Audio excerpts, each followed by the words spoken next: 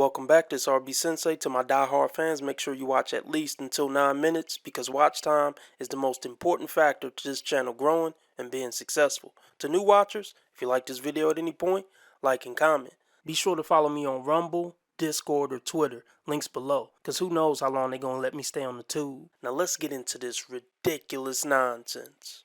This is not okay. This needs to stop now.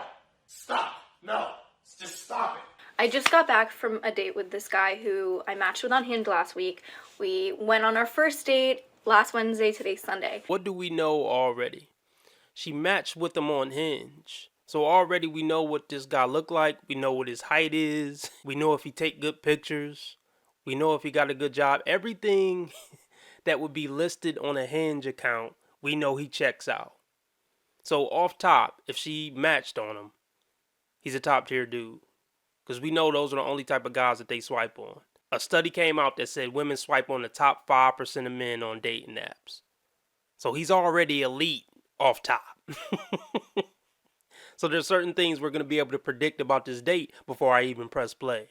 He ain't going to be that pressed about her. I will bet my bottom dollar on that. I'm willing to bet if he was a bottom, 80%er, that whatever the problem's going to be on this date, it wouldn't have been a problem. On Wednesday, we went to a few bars and we were having a great time. We were vibing, we were talking, laughing, and we might have kissed at the end of the night. And then he asked me if I was free on Sunday, and I was like, yeah. So naturally, I was very excited, and I was a little bit embarrassed about how excited I was for today. Will sleep with you once, you fall in love with him, and you will never hear from him again. Okay, so what do we know so far? This guy's the fucking man. Not only is he tall, good looking, and photogenic, he also know how to riz women up, have them laughing all night, and get a kiss at the end of the night. So he just went from top 5%er to top 0.5%er. I don't know what you heard about me, but if you can't get a dollar out of me, no Cadillac, no perms, you can't see that I'm a motherfucker P.I.M.P. The more she tell about how great this guy is, the further she drops as far as measuring up to him. Rude. So we go to this diner to get food, and we walk in, and this waitress who greets us is a very attractive woman. And I saw that immediately. And she says hi to him, and he says hi to her, but not just like any hi. It's like a hi, like a flirtatious hi. Why does that not surprise me? What a shocker. I mean, yeah, he's a natural. He's a natural playboy. What can I say? He just has this effect on women, and that's why he had that effect on you. Why don't y'all get it? Do you see all those damn rings on her hand and black fingernail polish? At first, she seemed like an all-American white girl cheerleader, but now that I picked up on that, I'm getting a dark vibe from her. A gothic dark vibe. And even look at the face when I paused it. I could see her standing over your bed looking at you while you sleep. I could see that. And anytime a woman talk with her hands, that's a huge red flag. She might be white, and you might think she pretty, but she ghetto. We now return to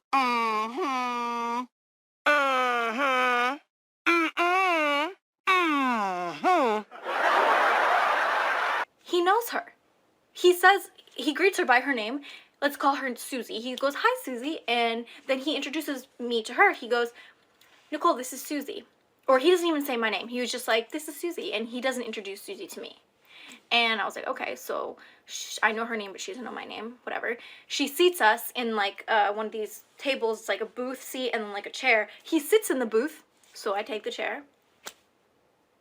And then, as we were ordering, and when it's time to get the attention of the server to order, we see Susie. How long have we been watching this? What we've heard so far could have been condensed to probably 15 seconds. Matter of fact, let me do it real quick. I met this really hot guy. We went on our first date. It went great. And on the second date, he knew the waitress. And then we sat down. Yeah, see? I know it's not rocket science, but it seems like it's pretty difficult for you to figure out. Yes, he boinked the waitress. Big whoop, big shocker. Don't be insecure. You're a cute girl. Just, sit in your power and know that he's sitting with the best option he could be sitting with right now. Don't be insecure. Y'all always talking about us being insecure. You're sounding insecure, baby. You're a queen. Don't ever forget. Remember what all your TikTok watchers tell you. You're a beautiful queen who could do no wrong. Don't let this waitress bitch ruin your date. Oh, okay. I see what you did there. And he's like, look at her. Isn't she's just so beautiful? You're a victim. Oh, she's so beautiful. Okay. Why don't you go on a date with her then? Why am I sitting here? Let me go call her over and I can give her my seat and then I can serve you guys. That's a great idea. But I didn't say that. I don't know why I didn't say anything, but I... How did I know that was all in her head? Because these bitches aren't really brave when it comes to the dudes that are clearly better than them. They got all the confidence in the world when it comes to looking down on dudes they see as beneath them. But when it comes to the top dogs, they bite their motherfucking tongue. Ain't that a big coincidence? That's a coinky-dink. Now, if she was on a date with one of those dudes that she got marked as, free food in her phone, she would have said that out loud with no motherfucking problem. I stand behind it. I guarantee it. I'm living my nightmare. It is a monster. It's in my head. Do you want access to 2 to 3 exclusive live streams that won't be available to my basic subscribers? Not really. No. Are you tired of listening to these stupid ads? Yes. Do you want access to over 70 exclusive unseen episodes? No. No need. Do you want to see my videos at least one day early and be a complete alpha Chad? Or a G'd up Tyrone? What kind of shit is that? Then I got news for you, champ. For $5 a month via Subscribestar or Patreon, you can get all that. And if you want the convenience of staying on YouTube, you can join the YouTube membership for $10 a month. Man, get the fuck out of here, nigga! How can you be that stupid to be on a date with a woman and then call another woman beautiful? Am I being dramatic? Hell yeah. Look, yes, you're being dramatic. You can't help that. And the reason you didn't say anything because you're a fucking coward. You were scared of blowing your chances at being able to blow Chad later that night. Bingo. This is one excited banana to do this hands-free challenge. If you're a guy, can you tell me would you do that?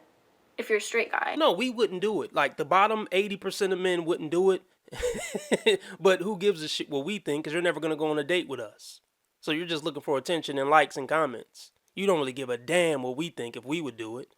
We wouldn't do it, and that's one of the reasons why you wouldn't go on a date with us. We got too much character. And dudes with good character are boring. This says, POV, your man made you a housewife, dog mom, spoils you like crazy, and retired you at 28.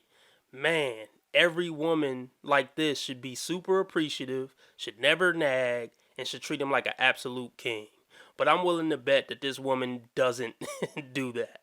She acts probably like a spoiled fucking brat. And she's always nagging him for more and more. And he does it. If I had to guess the dynamic. You never know, but she don't seem like the soft, sweet, submissive, don't nag a lot, don't require a lot type. You don't know that. Well, I already know this dude is sucking and simp because he agreed to this TikTok. So that tells us all we need to know about his lack of sack. Dead giveaway. Dead giveaway. Charles, thank you very much. Dead giveaway. I lived this life for 6-7 years. I met my husband and we settled in really quick together. I gave up my full-time job probably within 6 months of being together. We got married. I had a vow made to me that I would always be taken care of, always be provided for, never be put in a position where I'd have to restart my life. And let me guess, he was abusive, so you had to get out of there. It's bullshit, man. Like, they want the best of everything, the worst of nothing. If a man is doing all that for you, he deserved to run the show. I'm sorry. And it's not abusive. Can you imagine how appreciative men would be if a attractive woman came up and said, baby, you retired. All you got to do is F me and, sweep from time to time, and you don't ever got to work again in your life. And I'm going to work 2 and 3 jobs just to make sure you don't got to lift a finger in the workforce. You know how appreciative men would be? The house would be clean, the dishes would be done, and she would be getting her back blown out good every night. And if we wasn't good in bed, we would take classes, we would look up stuff online, we would try to be the best in every area. And we would be devoted to them and just, oh my goodness, we would be so good to them. But women don't appreciate this shit because they feel they just entitled to it. And then not only that, they feel if they leave one guy like that, there'll be another around the corner who perfect. You know, it's just not gonna happen. It's just not realistic. She's gonna regret leaving this man before I even hear about what he did. Cause she'll never get another man like that, I bet. That's not gonna happen. It's not gonna happen.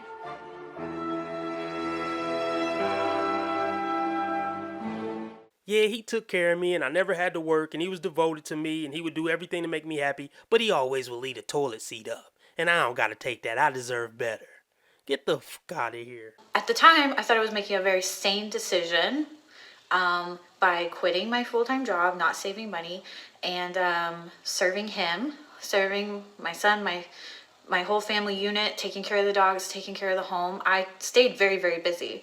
Don't get me wrong, like I was always doing something, always taking care of whatever needed to be taken care of. I was a great stay-at-home wife, mom. Like I said, I thought it was a good decision, but it was a huge risk. And now I am reaping what I sowed. And what I'm reaping is a huge regret.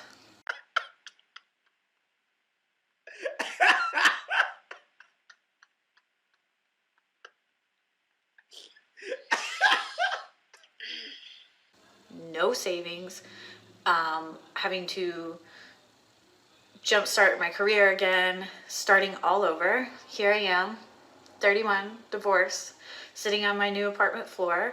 After these messages, we'll be right back.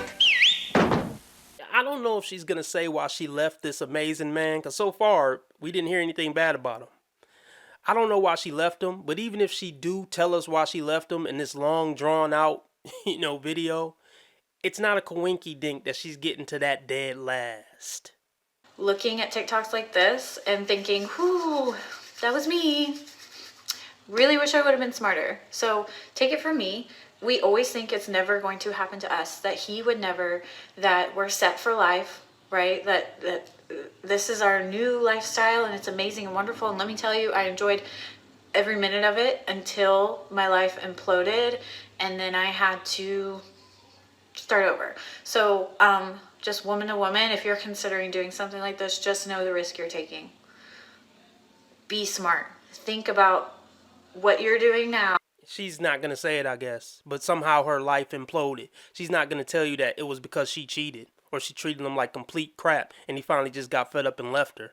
She's not gonna mention that. She's just gonna say my life imploded. Isn't it ironic?